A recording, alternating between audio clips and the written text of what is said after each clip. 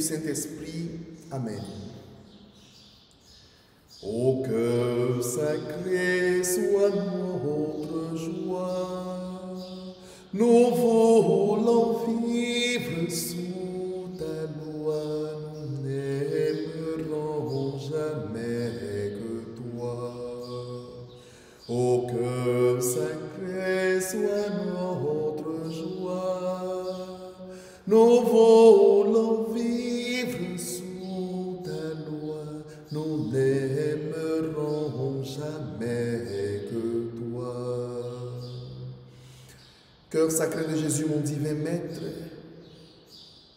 devant toi je m'incline et je t'adore, car en toi est condensé tout l'amour de Dieu le Père pour nous les hommes, afin que l'homme soit sauvé par l'amour de ton cœur sacré. Ô Jésus, mon divin Maître, à tes pieds je dépose en ce jour toutes les intentions de mes frères et sœurs, les hommes, qui me sont confiés. Je te prie particulièrement pour les cœurs déchirés, les cœurs meurtris, les cœurs en souffrance pour toutes les situations difficiles qu'ils traversent. Accorde le repos éternel aux défunts. Fortifie, Seigneur, ceux qui désespèrent sur le chemin de la foi. Ranime leur espérance. Accorde ta protection à ceux qui vivent des situations difficiles de toutes sortes et qui sont désormais habités par la peur. Que ta sainte volonté, Jésus de Nazareth, soit faite dans nos vies, toi qui es Dieu et qui règne pour les siècles des siècles. Amen. Bonjour, chers frères et sœurs, chers amis, à vous tous, bonjour. Nous venons avec joie en ce vendredi de la 9e semaine du temps ordinaire pour partager avec vous la parole de Dieu dans Parole de Dieu au quotidien. Frères et sœurs, l'évangile de ce jour est tiré de Saint Marc en son chapitre 12, versets 35 à 37. Jésus, notre Maître, se retrouve au temple, bien sûr, pour enseigner. Mais l'enseignement de Jésus est une dénonciation des fausses doctrines, des faux enseignements que les scribes, les pharisiens, les chefs de prêtres ne cessent de livrer.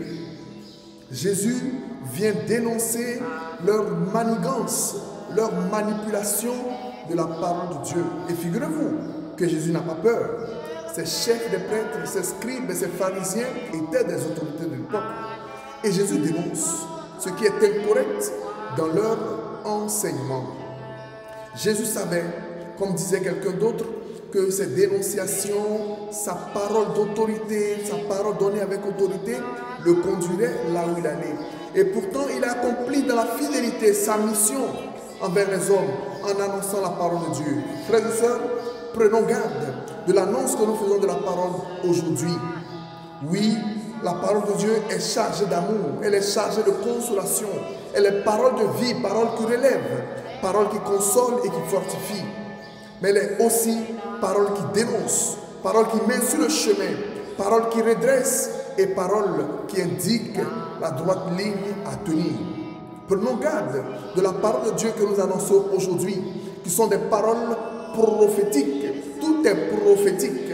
Des paroles de prospérité, des paroles pour le mariage, des paroles pour les réussites financières. Prenons garde de l'annonce que nous faisons de la parole de Dieu, car la parole de Dieu est pour la sanctification des hommes et des femmes de ce monde. L'apôtre Paul l'a vécu, l'a expérimenté dans sa chair. Lui qui nous livre ce passage de sa deuxième lettre à Timothée. Il est en prison, il est enchaîné pour l'annonce de la parole de Dieu. Heureusement, dit-il, que l'on n'enchaîne pas la parole, car bien que enchaîner le messager, la parole continue d'être diffusée à travers le monde entier. Frères et sœurs, l'on n'enchaîne pas la parole.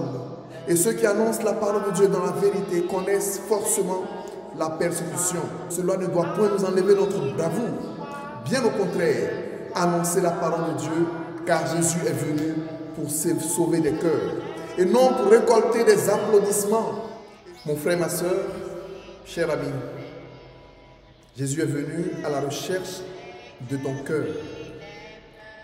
Jésus veut te sauver entièrement, car tu es précieux à ses yeux. Jésus ne recherche pas ton admiration quand ton cœur est loin de lui. Jésus t'aime, que sa bénédiction descende en abondance sur toi. Et que Dieu Tout-Puissant bénisse tous ceux qui proclament la parole de Dieu dans la vérité pour la recherche de la conversion des cœurs des fidèles, pour leur salut. Que la grâce et la bonté de Dieu soient avec vous. Que Dieu fortifie tous les frères et sœurs, les amis qui connaissent des difficultés en ce moment. Je reçois beaucoup d'appels en ce moment de personnes qui passent par des moments difficiles. Que Jésus, notre Maître, par son cœur sacré, vous accorde sa force, sa consolation, sa paix, qu'il ranime la flamme de l'espérance dans vos vies. Au nom du Père et du Fils et du Saint-Esprit. Amen. À dimanche, par la grâce de Dieu.